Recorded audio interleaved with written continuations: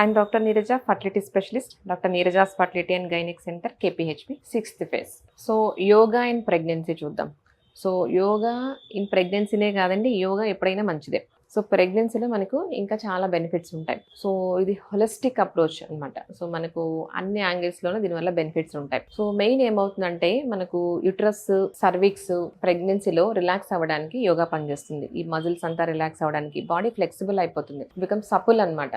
So flexible అయిపోయి ఏ పోస్చర్లో అయినా మనం కూర్చోవచ్చు.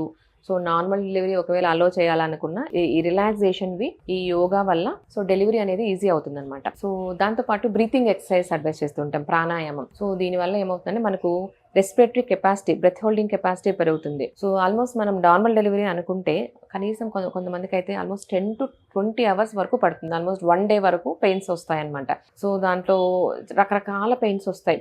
సో మనకు మైల్డ్ పెయిన్స్ నుంచి చాలా సివియర్ పెయిన్స్ వరకు వస్తాయి. సో దాంట్లో ఒక్కొక్కసారి వాళ్ళకి ఆయాసం రావడము, సో అలా ఉంటూ ఉంటాయన్నమాట. ఈ ప్రాణాయామము, ఈ బ్రీతింగ్ ఎక్సర్సైజ్ వల్ల ఆ బ్రెత్ హోల్డింగ్ కెపాసిటీ పెరుగుతూ ఉంటుంది. సో వాళ్ళకు ఒకవేళ నార్మల్ డెలివరీ కూడా అంత రెస్పిరేటరీ ప్రాబ్లమ్స్ రాదనమాట. సో ఆ విధంగా కూడా హెల్ప్ చేస్తుంది అనమాట. అండ్ ఈ యోగా వల్ల ఇదొక్కటే కాకుండా మనకు ప్రెగ్నెన్సీలో చాలా సిమ్టమ్స్ ఉంటాయి. మార్నింగ్ సిక్నెస్ ఉంటాయి, నాసియా ఉంటుంది, వామిటింగ్ ఉంటుంది, లెగ్ క్రాంప్స్ అని, మజిల్ స్టిఫ్నెస్ అని, బ్యాక్ పెయిన్, రకరకాల సిమ్టమ్స్ ఉంటాయి. కాన్స్టిపేషన్, జనరల్గా ప్రెగ్నెన్సీ వల్లే కాన్స్టిపేషన్ ఉంటుంది. అండ్ టాప్ ఆఫ్ దట్ మనము ప్రొజెస్ట్రాన్స్ కానీ ఏదైనా మనము హార్మోన్స్ యాడ్ చేస్తే కాన్స్టిపేషన్ ఇంకా అగ్రవేట్ అవుతుంది. సో ఇవన్నీ మనకు రిలీఫ్ రావాలన్నా కూడా మెడిసిన్స్తో పాటు యోగా కూడా చాలా హెల్ప్ అవుతుంది. చాలా మంది నేను యోగా చేస్తున్నాను మెడిసిన్స్ వేసుకోరు.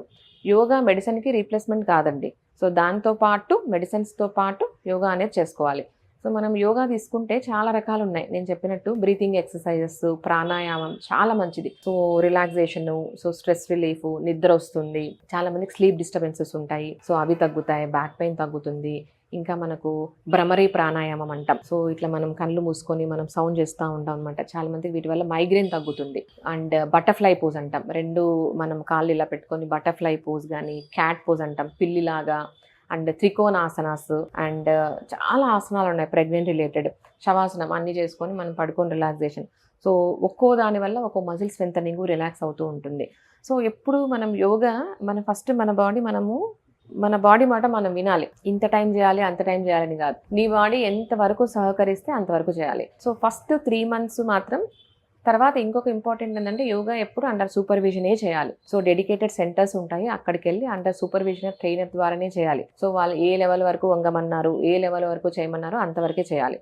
సో ఫస్ట్ 3 months ఇన్వర్షన్, ఇట్లా మనం ఉంగి చేసేవి మనం యాక్చువల్గా జనరల్గా అవాయిడ్ చేయమంటాము. సో నిలబడుకొని లెగ్ స్ట్రెంథనింగ్, హ్యాండ్ స్ట్రెంథనింగ్ కానివ్వండి, నెక్ ఎక్సర్సైజ్, షోల్డర్ ఎక్సర్సైజ్ అవన్నీ అడ్వైస్ చేస్తాం. సో 3 months తర్వాత మిగిలిన స్క్వాట్స్ కానివ్వండి, బటర్ఫ్లైవి అలాగా మనం కొంచెం పెంచుతాం అనమాట. డ్యూరేషన్ కూడా 2nd trimester, 3rd trimester కొంచెం డ్యూరేషన్ తగ్గించుకొని చేస్తాం. సో ఇవన్నీ అండర్ సూపర్విజన్, అండర్ ట్రైనర్తో చేయాలి. సో యోగా వల్ల మనకు బాడీ రిలాక్స్ అయ్యి ఒకవేళ ఒకందుకు నార్మల్ డెలివరీ అవ్వడానికి కొంచెం హెల్ప్ చేస్తుంది.